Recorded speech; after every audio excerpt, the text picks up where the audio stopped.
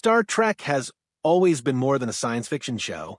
From its debut in 1966, Gene Roddenberry's vision of the future dared to go where television rarely ventured, exploring race, war, mental illness, sexuality, and the deepest corners of human psychology through the safe distance of alien worlds and starships. But not every episode was welcomed with open arms. Some pushed boundaries so far that networks pulled them from the air, restricted their broadcast, or quietly banned them in certain countries altogether. These weren't minor controversies. They involved topics that television executives believed went too far for their audiences. Here is a look at the Star Trek episodes that caused some of the strongest reactions in the franchise's history, and in some cases remain controversial to this day. Miri, the episode that disturbed a nation. The original series episode, Miri, opens like a classic mystery, but quickly descends into something far darker. The Enterprise answers a distress call from a planet that looks exactly like Earth, a quiet, frozen suburb from the 1960s where everyone has seemingly vanished without a trace. When Kirk, Spock, McCoy, Yeoman Rand, and two security officers beam down, the silence greets them like a warning. It doesn't last long. A badly disfigured man attacks the crew, collapses into a seizure, and dies right before their eyes. Soon after, they encounter a frightened girl named Miri, who flees from them because she calls them grups, her shorthand for grown-ups. She explains that she and the other surviving children are the only people left alive on the entire planet. Then, the landing party notices something terrifying, strange purple spots forming on their own skin. According to Miri, those marks signal the start of the same disease that wiped out every adult. The grown-ups, she says, became brutal and lost their minds before dying shortly after the first symptoms appeared. Digging through an abandoned medical lab, the crew uncovers the full truth. The plague was an accidental result of a life extension experiment gone catastrophically wrong. The twist is genuinely chilling. The children are actually more than 300 years old, aging only 1 month for every century that passes, yet they still think and feel like ordinary kids. As Dr. McCoy races to develop a vaccine, an older boy named John steals the crew's communicators, cutting them off from the Enterprise and making it nearly impossible to test a cure. Fear and jealousy push the children into a panicked mob. They capture Yeoman Rand and swarm Kirk until he is bleeding and furious. He finally reaches them emotionally by reminding them that the youngest children will die helpless if the older ones don't step up. John eventually surrenders the communicators, McCoy tests the vaccine on himself, and the cure works. The episode, aired once on the BBC in 1970, drew immediate complaints from viewers and was quietly left out of repeat broadcasts for years afterward. Many found it deeply disturbing, not because of explicit violence, but because of how it depicted children in danger and used them as instruments of fear. It remains one of the earliest examples of Star Trek crossing a line that a major broadcaster wasn't prepared to handle. Plato's Stepchildren, a kiss that changed television. Plato's Stepchildren is remembered for a single moment that rewrote television history. Captain Kirk and Lieutenant Uhura are held prisoner by a bizarre society modeled on ancient Greece, whose members possess powerful telekinetic abilities. Under the complete control of their captors, the two officers are forced against their will to move toward each other and share what became the first interracial kiss ever broadcast on American primetime television. It was a brief moment, lasting only seconds on screen, but its cultural impact stretched far beyond science fiction. Interestingly, NBC itself had little objection to the scene. Executives were more worried about how local stations in the Deep South might react once the episode aired. As it turned out, almost no formal complaints came in. Viewers across the country proved more ready for that kind of progress than many network insiders had feared.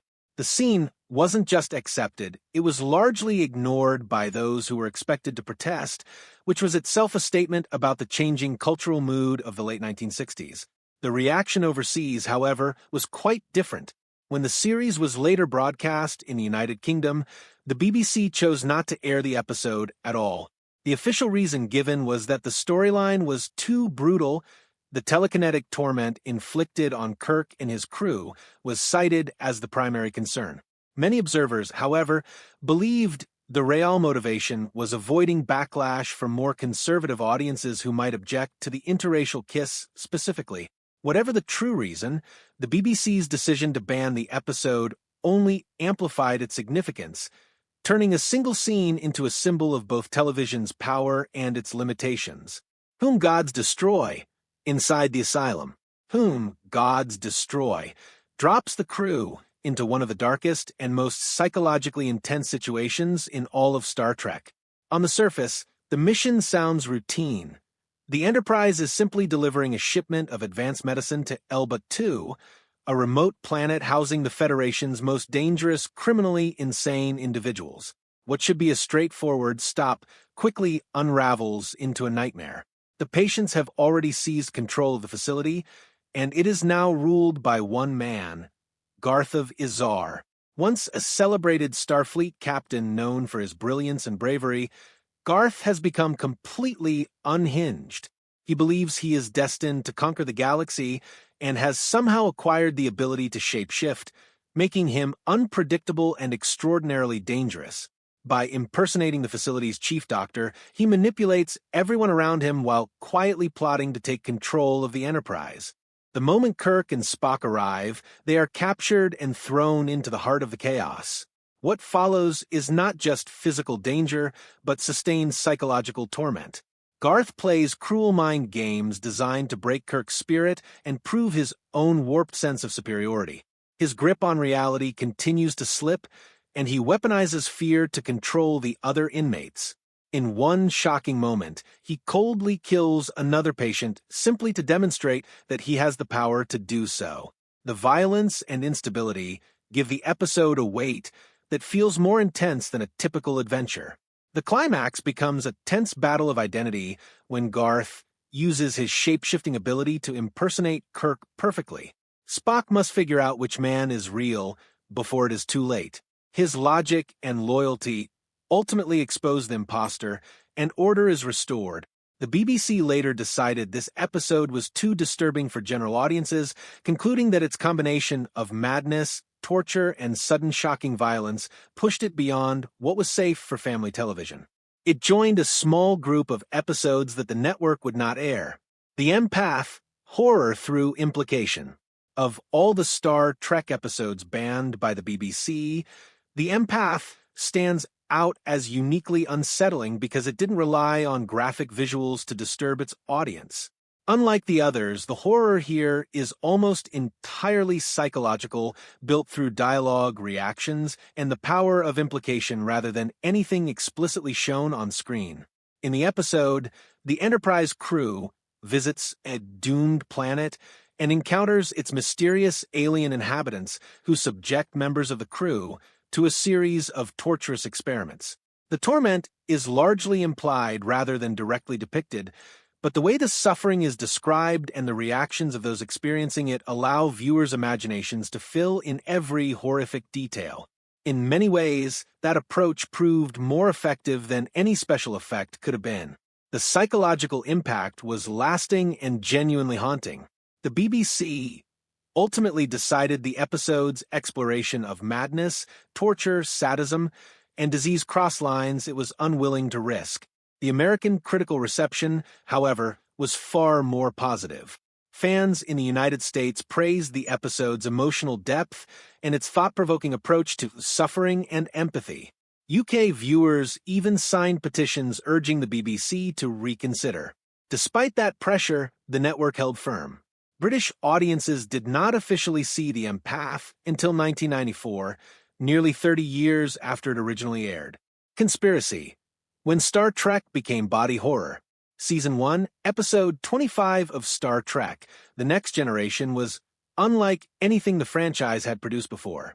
Conspiracy follows a parasitic alien plot threatening the very leadership of the Federation, and it does not shy away from showing the deadly consequences in graphic detail.